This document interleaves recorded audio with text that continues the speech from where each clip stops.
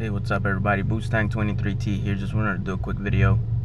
If you notice there, my RPMs are just dropping, like if the car just wants to shut off, kind of like a choking behavior or whatnot.